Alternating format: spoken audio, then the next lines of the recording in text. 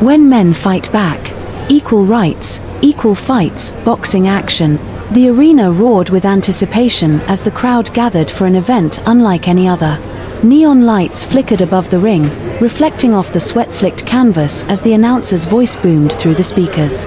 Ladies and gentlemen, welcome to the most electrifying fight of the decade. The battleground where equality meets intensity. Tonight, two warriors step into the ring to prove that equal rights mean equal fight. The world had changed.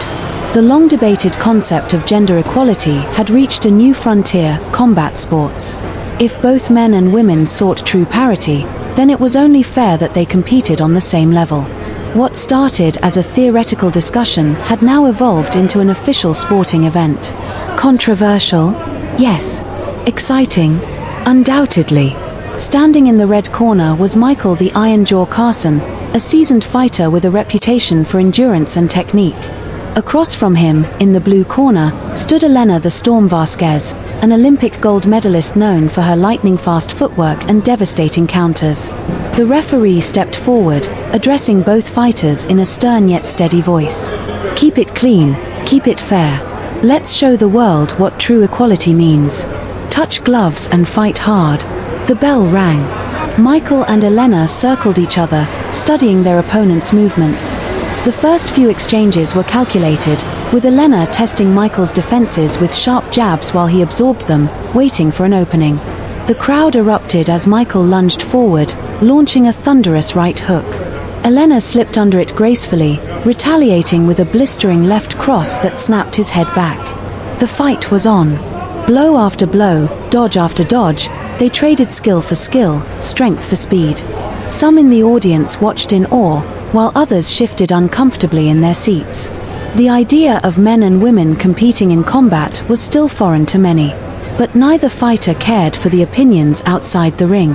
This was a contest of ability, not gender. Midway through the second round, Elena feinted left and drove a right straight into Michael's ribs. He grunted but stood firm, countering with an uppercut that sent her staggering backward. Sweat flew from her brow as she steadied herself, grinning despite the pain. Not bad, she taunted, bouncing on the balls of her feet. Michael smirked. You too.